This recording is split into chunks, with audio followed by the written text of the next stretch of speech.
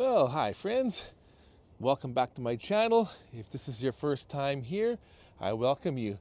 And if you have been here before, I welcome you back. My name is Martin Blair, and I'm your host on this little journey.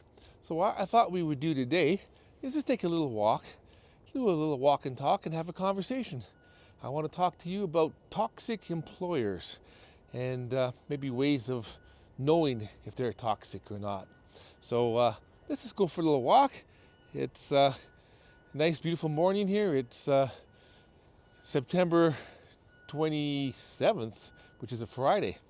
And let's just go for a little walk. It's good to get our steps in anyway. So let's go ahead and do that. We'll do a little walk and talk. I want to give a shout out to a great YouTube channel by the name of Rob the Maritimer. I've learned a lot from him just by watching his videos. Let me see if I can get a better picture here so that you can see me. There you go. There's some lights behind me so you can see my face. But we're going to go for a little walk in my area here. As I mentioned before in other videos, I live in Edmonton, Alberta, Canada. So we're just going to go for a little stroll and chat here. I want to talk to you about a few things and good ways of knowing if you're working for a toxic employer. Now, there's something I discovered that I never knew before, and it's called quiet firing, and I guess quiet quitting as well. I guess quiet quitting would be doing things, doing as little as possible just to keep your job. But I want to talk about quiet firing. So my situation was I've worked in health and safety for 20 years, 10 years with one company, and close to 13 years with another company. And in that 24 year period, almost 20 of it was in health and safety. But this past company I worked for did change hands. The original owner retired, and their son and daughter-in-law took over, and their style of management or whatever wasn't quite the same. And so over a period of a couple of years, I started to notice that there were some things changing. So some examples of quiet firing and harassment or bullying are very subtle. So things like taking away your responsibilities without cause or without even explaining why. Maybe not inviting you to participate in events where they previously used to. Let me just move the camera over a little bit here so you can see my face better, because that sun is bright. And as I mentioned in my other video previously, topics are sometimes difficult to come up with, but being that I'm a bit older, I've got a lot of experience, and so I can kind of chat about a few things. But my situation is that I was let go, and I could see things coming. I could see them developing over a period of a couple of years. And like I say, not inviting you to participate in certain events that you used to participate in. A lot of different things like that. Taking away your responsibilities.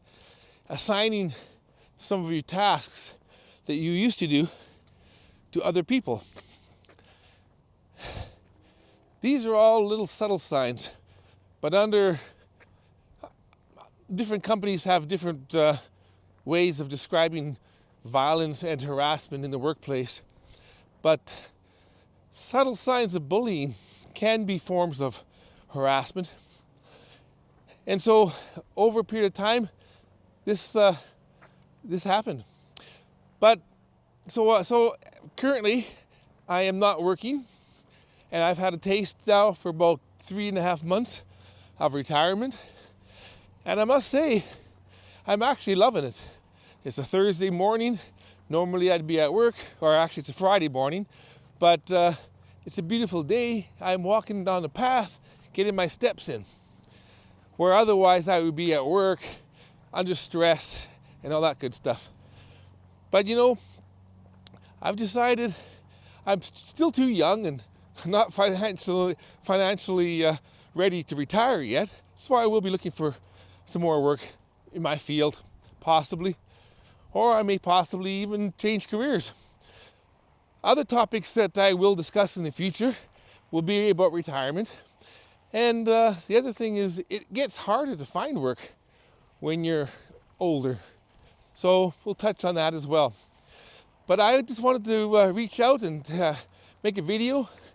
If you're finding that you're maybe younger and you've got the opportunities to find work in your field or otherwise, and you're working for a toxic employer, I encourage you to make the effort to maybe either quiet quitting, just doing what you got to do to stay employed, or maybe find another employer.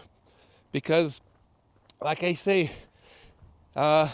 there are lots of employers out there looking for workers. It does get harder when you're in your 50s and 60s, but having said that, there are opportunities out there.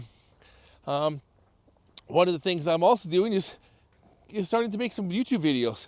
I do want to touch on topics, and so I will do that. But like I say, I encourage you that if you're able to leave your employer because for mental health reasons, emotional health reasons, and possibly even physical, there are some jobs out there that working with concrete, for instance, that's hard on the body. And once you get into your 40s, that's hard.